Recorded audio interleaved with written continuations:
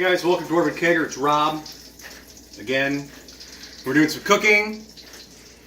Again, today we're going to do a beef vegetable soup, kind of like in the style that you would have if you were going to, say, medieval times, you know, rustic. So today I got some butter going right now. Ooh, buttery. I'm going to throw my onions in and my celery. So this is 2/3 of a mirepoix. Mirepoix is a fancy way of saying carrots, onions, celery. I'm not going to throw the carrots in because the carrots are already kind of soft, because they might be frozen with peas. If you're into that whole frozen with peas thing, which I am very much so into that. Anyway, this is just a basic recipe. It's just essentially a beef soup with vegetables in it. Mushrooms, stop! Don't forget to hit that little bell at the bottom. Subscribe to us, follow us on Instagram, on Facebook, all that fun stuff, guys. We really appreciate everybody. We appreciate our Patreons, which reminds me we have a Patreon. Check it out. Exclusive content, all that jazz. Alright, so I got these going in here. We're going to let them sweat a little bit. I'm going to throw these herbs. I have some herbs in here.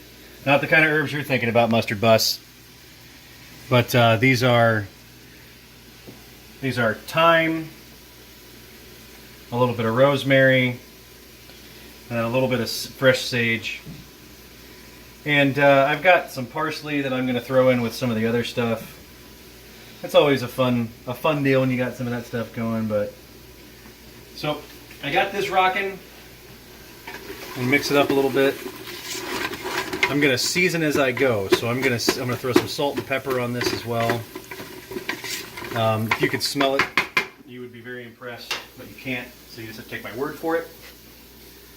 Have any of you guys ever been to medieval times? I was lucky enough to be taken when I was 31 by my fiance for the first time, and it was one of the greatest experiences of my life. Except for getting there and back. Yeah, so there was a blizzard at that particular time, and I was being passed by people in four-wheel drives going way faster than any human being should be going, and they were just like, I was being like, brights were flashed at me, people were honking at me, and I wasn't the only one going slow.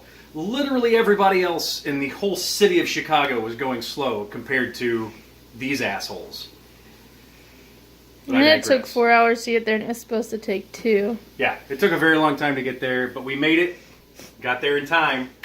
She upgraded to a VIP status for us, so we got to sit like right at the front, and it was awesome. Maybe one of these days I'll do an actual menu that they do with like the half chicken and I don't remember what else we had. What did we have? Half chicken and potatoes, bread. And bread and the blood of the innocent and all that stuff. It was awesome. All right, guys. So now I'm going to talk about what I'm drinking. Don't let the mug fool you. It's the local brewery here. These people are awesome. They just had their Oktoberfest, which is why I bought this. But yeah, I have hams in here. I have pretty much the drunken stepbrother of all of the beers. And it tastes like he pissed in this, is what it tastes like. Yeah. Yep. Hasn't changed. So Tanner and I and Justin and now Dominic are going to be doing some filming in November. We're thinking maybe we'll do like like 16 to 25 to 26 different beers in one day. It's gonna be a fun time. By the end of it, you'll be able to tell the videos that we release close to the end just how fucking shitty we are at that point in time. And it's fun. I love doing it. I love being able to hang out with my friends and stuff like that. We have another surprise for you guys coming up. There is a new venue that Dwarven Kegger will be filming in, thanks to one of our other contributors. It's kind of, how do I describe it? How do I describe the venue? Disney-esque. There's a ball pit in this venue as well. Kind of a big deal. New camera coming. Oh yeah, she also bought us a brand new camera. A nice 4K ultra high def camera. Yeah, I know. Like, why are people buying us stuff? It doesn't make any sense. My fiance just kicked our cat. Just straight up kicked that stupid cat. Right there. Show the cat. Show the cat. Stupid cat. She dumb. She dumb. Alright, so I got these sweating. You can see they're already, the onions are starting to go translucent. So that's right around where I want it. Next I'm going to go ahead and I'm going to drop the other vegetables with the exception of the potatoes. I do not want the potatoes in there yet. You know why I don't want the potatoes in there? Why? Because I don't want them to fall apart right away. I want them to get done, but I don't want them to get overdone.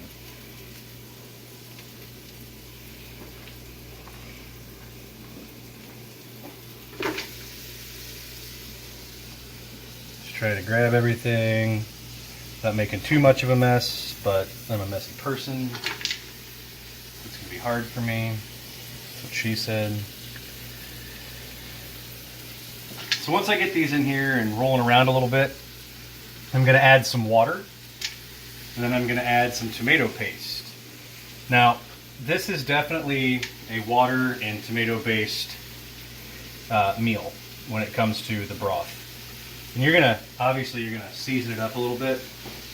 Do a little salt and pepper. We salt and pepper as we go every time because we want to make sure that we have ample seasoning in it. Now, what I'm gonna do with this is I'm gonna add a little bit of garlic powder.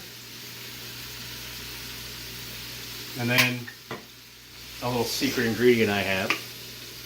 I'm gonna add a little bit of the red pepper flake. Just a little. Not too much. Give her a little stir. We used fresh green beans for this, but we did use frozen peas and carrots and frozen corn, just because I didn't want to have to strip the corn and all that stuff.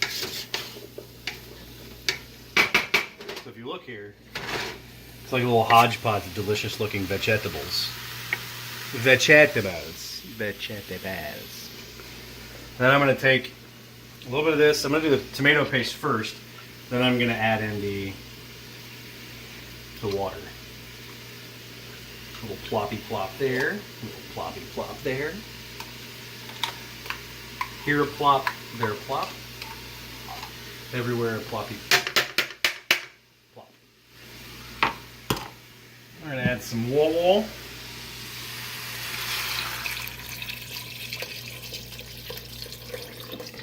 That's probably good. Give it a little mixy-poo mixerstons.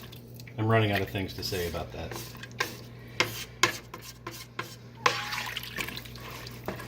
There's our cat again, being an idiot.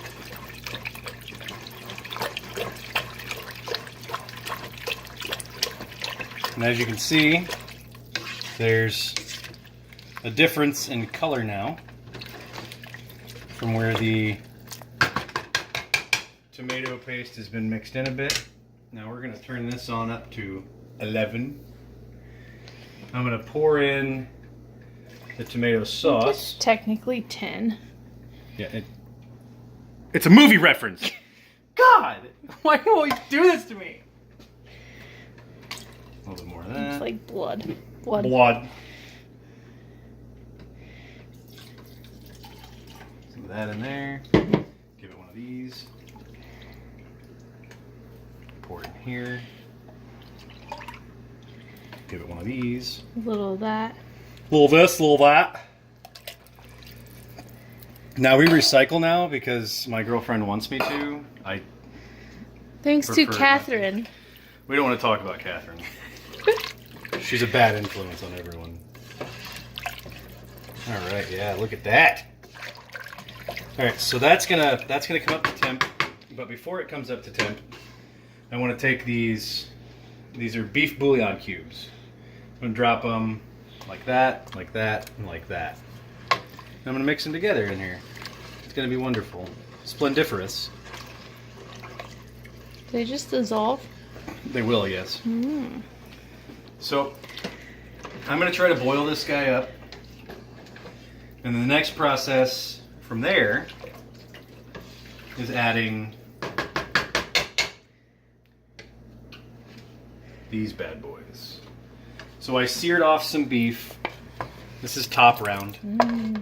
I seared it off so that it would get a little caramelized and it would seal in some of that juice. Got a piece. Don't miss it. Seal off some of that juice. I'm gonna let it boil. The longer it boils, the more the meat will tenderize. It's already pretty tender in the first place, but it'll definitely get substantially more tender. The soup is nice and moist.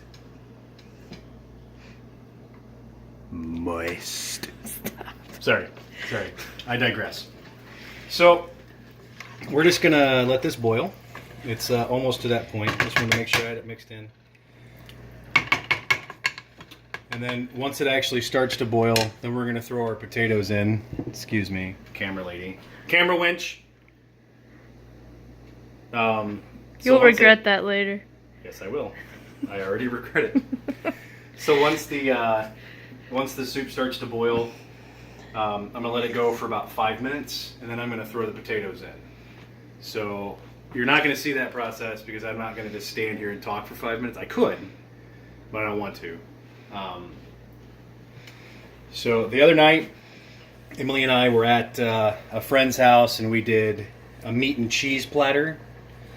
And her friend baked some homemade rosemary bread, and it was just it was awesome. I made a nice little salad with some tomato and onion and mozz and some balsamic and stuff like that. It went really well on the bread and all that.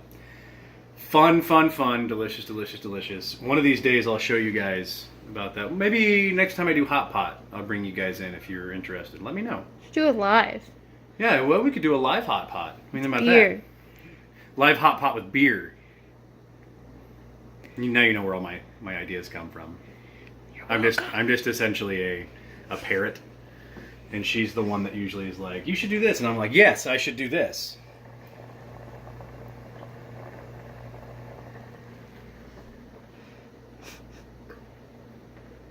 Oh, it's so good to get it over with. Oh. So you're gonna wait for it to boil? Yeah, I should probably stir it a little bit, and then add those. Oh, look at that! It's boiling, and the potatoes are gonna go in now. Sorry, I should have thought of this ahead of time. They boil already? No. Oh.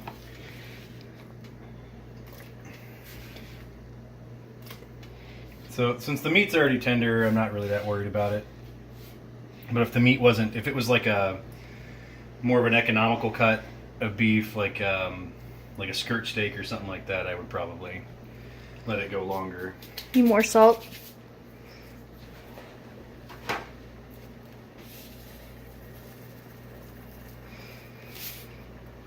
A little bit more pepper. Little more pepper for you.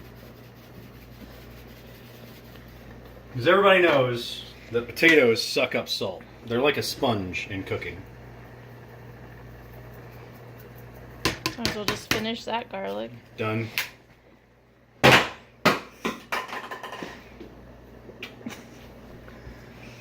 So, I'm gonna give it a little mixertons. Now we wait. So guys, this is kind of pretty much what you want your soup to look like. It's a nice, rich red color, but it's not super like thick. It's got tons of vegetables in it. You can see the meat that's in it and stuff like that as well. It's gonna be a pretty tasty soup. And how long should they let this cook? So this should probably boil for another 15 to 20 minutes, or until the potatoes are nice and soft. You don't want to let them go too soft, or else they're just going to fall apart.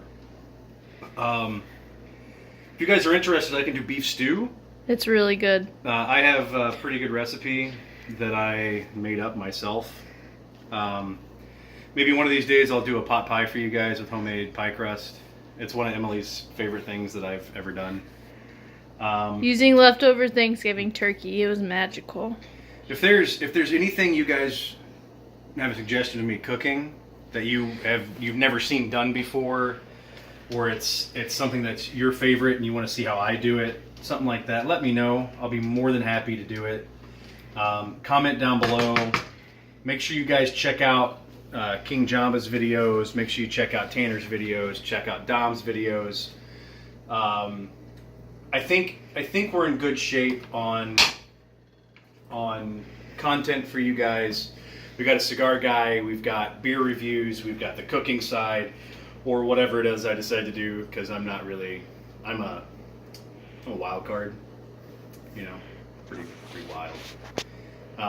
But we'll figure out what we got. And with Tanner doing some of the fancy nerd card things that he does, and then Jamba gonna upload those streams soon. He's got some good ones. I think you guys will enjoy. But here's to a good soup, guys, and here's to a fun time with Dwarven Kegger. Cheers.